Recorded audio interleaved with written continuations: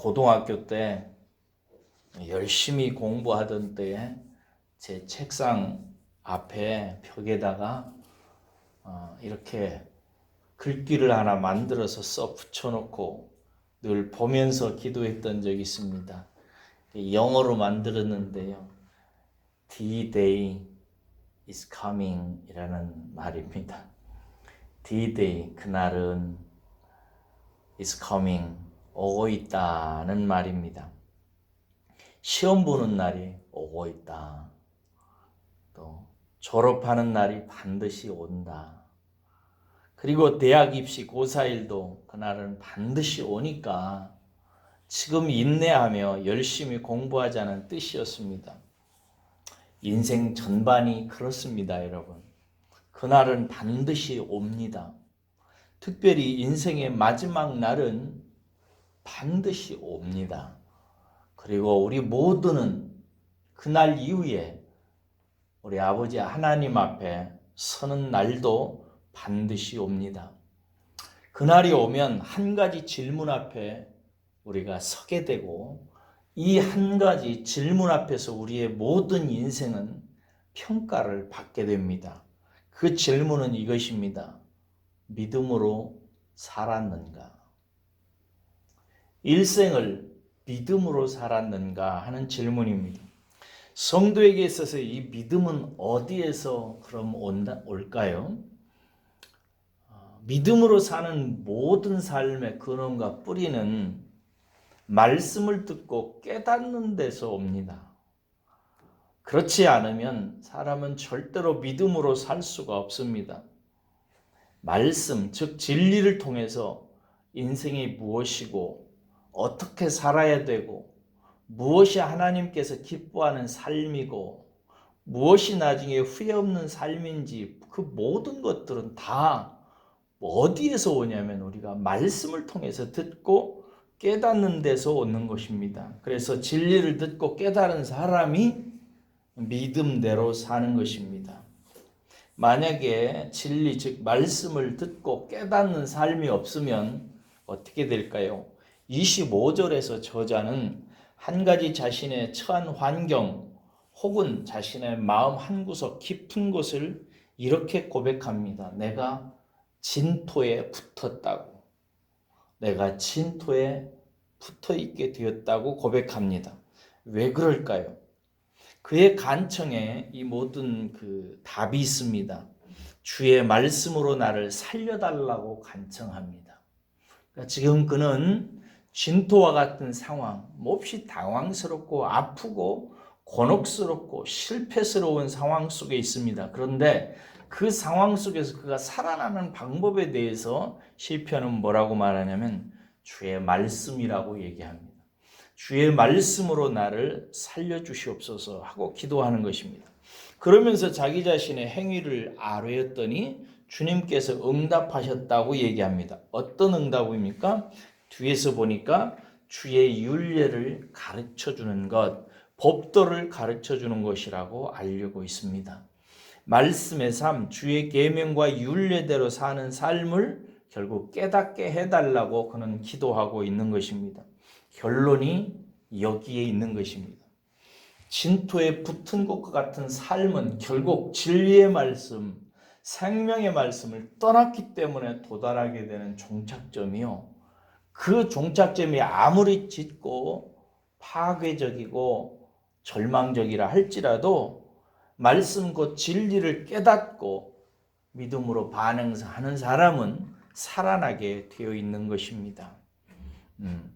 말씀 곧 진리를 만약에 우리가 깨닫지 못하면 그래서 결국 믿음대로 살지 못하고 진토에 붙은 것과 같은 결과가 됩니다.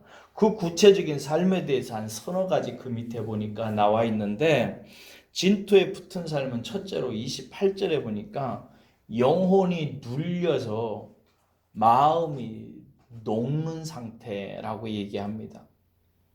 영혼이 눌려서 마음이 녹는다. 이게 무슨 말일까요? 하나님의 말씀을 열심히 듣고 깨닫지 않으면 그의 삶의 실제 생활에서 환경이나 사람이나 환난이나 역경으로 인해서 영혼이 눌리기 시작합니다. 그리고 마음이 녹게 되어 있습니다. 아마 여러분들도 생활하면서 계속 뭔가 돈에 눌리고 사람 문제에 눌려가지고 마음이 녹는 것 같은 경험을 많이 다 우리는 해보신 경험이 있으실 것입니다. 그게 왜 그러는가? 말씀이 역사하지 않아서 진리가 환경의 문제를 해석하고 이기고 극복하지 못해서 일어나는 영혼과 마음의 증상들인 것입니다. 우리가 만약에 하나님의 진리의 말씀, 은혜로 가득 차 있으면 어떤 환경이나 사람이나 환란이 있어도 영혼이 그렇게 눌리지 않습니다. 우리가 영혼이 눌리는 이유는 내 마음에 성령을 통해서 역사하는 말씀에 힘이 없기 때문에 그런 것이죠. 그래서 오늘도 여러분들 하루 살면서 절대로 영혼이 눌리지 마시기를 주의 이름으로 축원합니다. 마음이 녹아서 어찌할 바를 모르는 일이 없기를 간절히 바랍니다. 두 번째, 29절에서 30절에 보면 성실을 버리고 거짓 행위로 살아가요. 하나님의 말씀에 힘이 없으면 마음이 눌려서요. 말씀이 이끄는 길로 가는 것이 아니라 성실, 정도를 버리고 거짓 행위, 사도를 향해서 따라가게 되어 있습니다. 시편 1편에 보면은 복 있는 사람에 대해서 얘기하는데 반대로 악인의 삶에 대해서 뭐라고 얘기냐면 꾀를 따라 산다고. 악한 자들을 따라서 꾀를 따라서 산다고 얘기합니다. 결국 하나님의 말씀을 묵상하지 않는 악인들은 사도로 헛된 길로 하나님이 허락하시지 않는 길로 흘러 들어간다는 것을 말합니다. 반대로 복 있는 사람은 뭐예요? 하나님의 말씀을 주야로 묵상하고 하나님의 인정하심을 받는 길로 간다고 얘기하고 있습니다. 그러므로 여러분, 하나님의 말씀이 내 안에서 역사하지 않으면 첫째는 영혼이 눌리고 마음이 녹기 시작하고 어떻게 해야 될까? 어떻게 하면 이 상황을 피하게 될까 할 때 말씀에 힘이 없는 사람은 정도를 버리고 사도의 길을 택하게 되는, 허튼 길을 가게 되는 거예요. 꾀를 쓰는 길을 가게 되는 것입니다. 세 번째, 결국 그 결과가 뭐라고 31절에 보니까 결국 수치를 당하는 인생이 된다 얘기합니다. 하나님의 말씀이 내 안에 역사해서 성령으로 말미암아 담대해지지 않으면 영혼이 눌리고 마음이 녹아서 헛된 길, 꾀를 쓰기 시작하고 그 꾀의 끝에는 무슨 일이 발생하는가? 결국 인생 마지막에 엄청난 수치를 당하게 되는 것입니다. 시편 1편 5절에 보면은 사도의 길, 꾀를 따라서 간 악인들이 심판을 견디지 못하고 의인의 모임에 들지 못한다고 얘기하고 있습니다. 왜요? 의인의 길은 하나님께서 인정하시지만 악인의 길, 여기서 시편 1편에서 악인은 하나님의 말씀을 묵상하고 깨닫는 길을 가지 않는 사람을 말하는데 이 악인의 길은 결국 하나님께서 인정도 안 해주시고 망하게 되기 때문에 그렇습니다. 그러므로 하나님의 말씀이 내 안에서 힘이 되고 능력이 되고 삶의 환경과 역경과 바람을 이기게 할 수 있느냐 못하느냐 하는 것은 그 성도가 하나님의 말씀을 깊이 묵상해서 깨닫느냐 그렇지 못하느냐에 달려 있습니다. 마태복음 13장에 보면 예수님께서 그 씨 뿌리는 비유 말씀을 하시죠. 여기 보면 하나님은 사람의 마음밭에 말씀의 씨를 뿌리는 분으로 나옵니다. 인생의 마음밭에 진리의 씨를 뿌리는 분, 이분이 이 농부가 하나님이시라고 이렇게 나와 있어요. 그런데 하나님께서 마음밭에 씨를 뿌리는데 이 마음밭이 어떤 밭은 길가와 같고 어떤 밭은 돌이 있는 밭과 같고 어떤 밭은 가시밭과 같은 밭이 있고 어떤 밭은 아주 좋은 옥토와 같은 밭이 있어서 거기에 떨어진다고 얘기합니다. 그래서 길가에 떨어지면 어떻게 되는가? 듣기는 듣는데 마음속에 믿음이 없어서 받아들이지 않기 때문에 새들이 와서 쪼아먹는다. 그렇게 얘기해요. 두 번째는 돌 있는 밭에 떨어지는데 싹이 나는데 태양이 솟을 때, 태양볕이 솟을 때 뿌리가 없어 말라 죽는다 얘기합니다. 가시밭은 떨어진 씨는 싹이 나서 뿌리는 내리지만 열매를 맺지 못하게 되는데 왜 그러냐면 그 사람이 재리의 염려, 돈 걱정, 생활 걱정에 늘 매여 있어서 결국 열매 맺지 못한다고 얘기합니다. 그런데 옥토에 떨어진 씨는 30배, 60배, 100배의 열매를 맺는다 하시면서 그 열매 맺는 신비에 대해서 주님은 이렇게 말씀하십니다. 말씀을 듣고 깨닫는 자니 이렇게 되어 있습니다.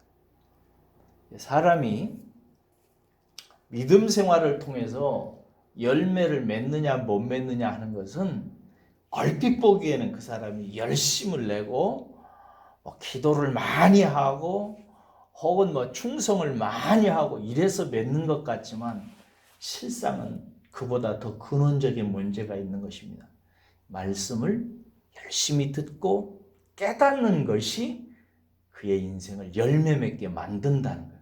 오늘 시편 119편 25절에 32절에 보면은 그 일에 실패했던 한 시인이 진토에 붙어있는 상황 속에서 하나님 앞에 기도하는 거예요. 뭐라고? 주의 말씀으로 나를 살려달라고.